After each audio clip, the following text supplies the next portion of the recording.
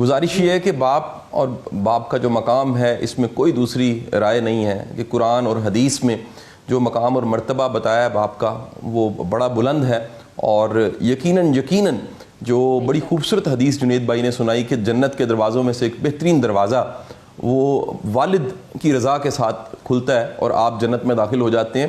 ایک بڑی اہم چیز یہاں پر میں گوش گزار کرنا چاہوں گا کہ باپ کا ایک تو وہ تعارف ہے جو آپ کو قرآن حدیث ساری دنیا بتاتی ہے، لیکن ایک تعارف وہ ہے جو ماں بتاتی ہے کہ آپ کا والد ایسا ہے۔ دراصل باپ کا امیج بنانے میں اور باپ کا مقام و مرتبہ بتانے میں باپ کے ساتھ ماں کا رول بڑا امپورٹنٹ ہے۔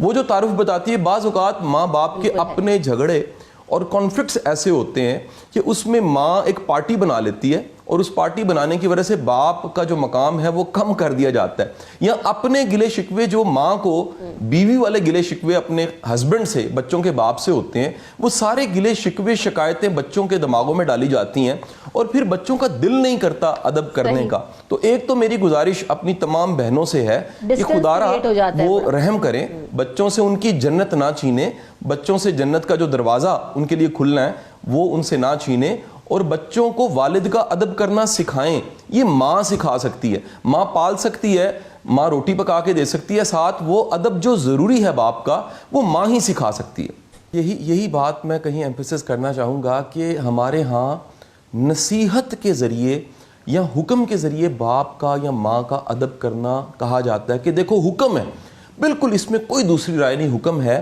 لیکن ماں باپ کا خود یہ سمجھنا کہ ہم نے واجب الاحترام بننا ہے، ہمارا ایسا رویہ ہو، ہمارا ایسا ایک گیپ ہو، جو وہ گیپ آپ نے قائم رکھنا ہے۔ دنیا کے ہر رشتے کا جو حسن ہے وہ ایک گیپ کی وجہ سے ہے، وہ ایک درمیان میں کہیں نہ کہیں ایک پردہ داری اور حیا داری ہے جس کی وجہ سے کوئی قابل احترام بنتا ہے۔ اب ہوتا یہ کہ کہیں نہ کہیں اس سوسائٹی میں میاں بیوی کے جھگڑے بہت زیادہ ہیں اور پچھلے کچھ سالوں میں بڑھے بھی ہیں۔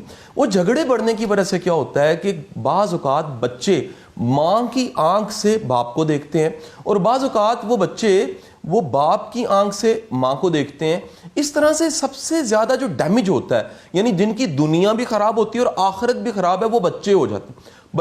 بچوں کو کہیں نہ کہیں ان کانفلکٹس میں پارٹی میں حصہ لینے کا موقع ملتا ہے۔ وہ ایک پارٹی کا ساتھ دیتے ہیں اور گناہگار ہو جاتے ہیں، دوسری پارٹی کا ساتھ دیتے ہیں، گناہگار ہو جاتے ہیں۔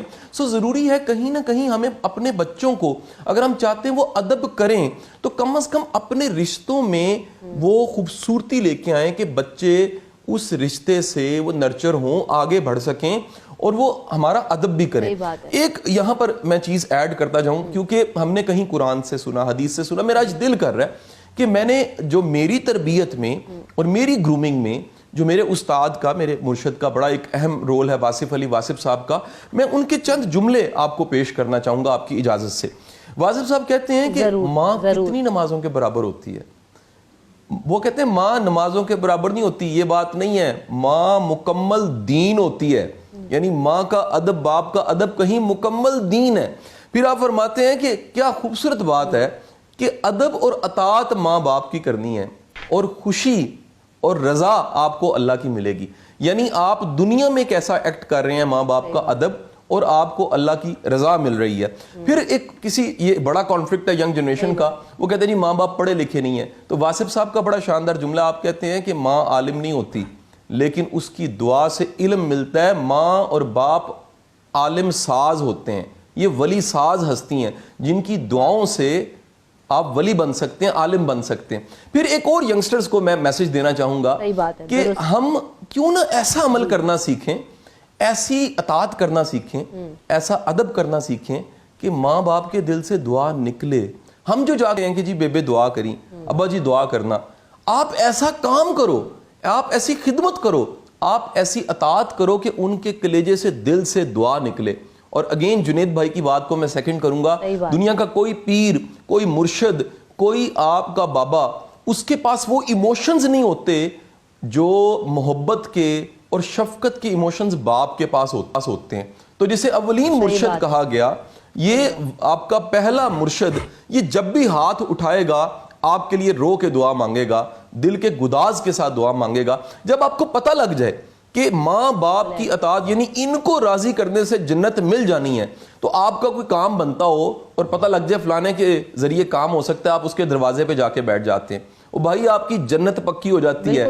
آپ ماں باپ کے پیر پکڑ لیں, آپ انہیں راضی کر لیں, آپ ان سے معذرت کر لیں اگر کوئی گلہ شکوہ ہے. کہ یہ جہاں بھی اس طرح کا کیس ملا ہے, میں خود بھی اس پہ میرا مشاہدہ یا میرا ایکسپوئر, میں نے دیکھا ہے کہ جب بھی کوئی خود ماں باپ اپنے ماں باپ کے اگر مؤدب نہ رہے ہوں اور انہوں نے گستاخیاں کی ہوں تو ان کو گستاخ اولاد مل جاتی ہے. یہ کہیں بھی میں نے آج تک نہیں دیکھا کہ کوئی خود مؤدب تھا, سیوا کرتا رہا, خدمت کرتا رہا اور کہیں اس کو گستاخی کے والی اولاد مل گئی. اولاد اتنی سیوا اور محبت کرنے والی مل جاتی ہے. اور یہ اس طرح کے تمام جتنے کیسز ہیں, میں اگر یہ کہوں تو غلط نہیں ہے, سب عبرت ہوتے ہیں. جب بھی آپ کو کہیں ملتا ہے کہ جی باپ اکیلا مر گیا, اولڈ ہوم میں مر گیا, گھر کے کسی کمرے میں مر گیا, یہ آپ کو تب ملے گا جس گھر میں ایک عبرت تھی. وہ عبرت یہ تھی کہ وہ باپ اپنی جوانی میں اپنے باپ کے ساتھ کیسا تھا. ان بچوں نے, ہم جو کہتے ہیں کہ جو بولا ہے اس کا اثر نہیں ہے, جو آنکھ سے دیکھا ہے اس کا اثر ہے, ان بچوں نے اپنے باپ کو ادب کرتے دیکھا, اپنے ماں باپ کا.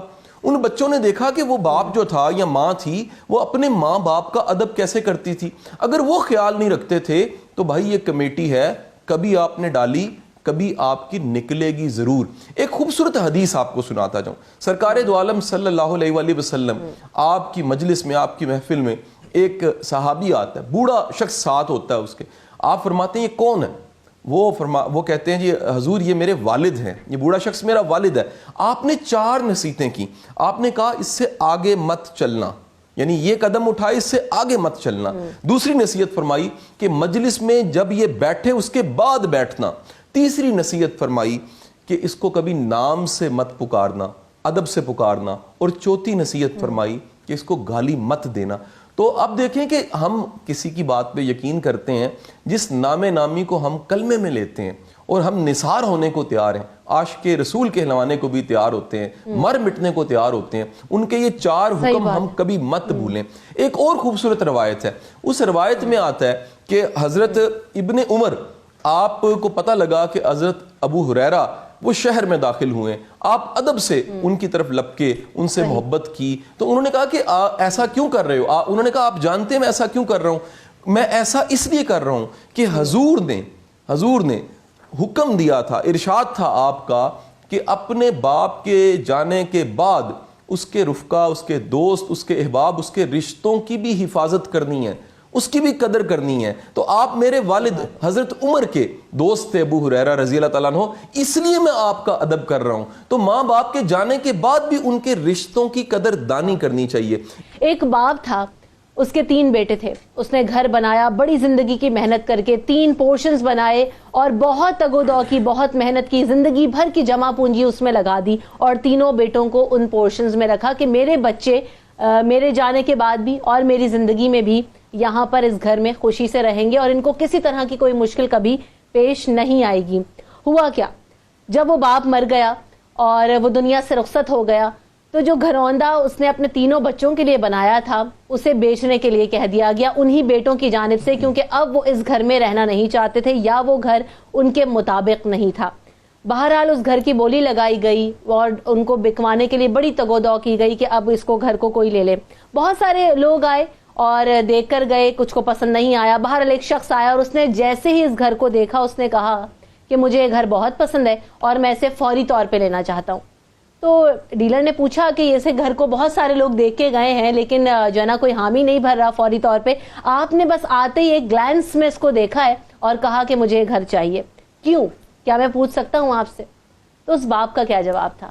اس باپ نے جواب دیا کہ میرے 3 بیٹے ہیں اور میں یہ چاہتا ہوں کہ میری زندگی میں اور میرے جانے کے بعد بھی میں انہیں یہاں پر یہ چھت دے جاؤں کہ وہ اس گھر میں رہ سکیں.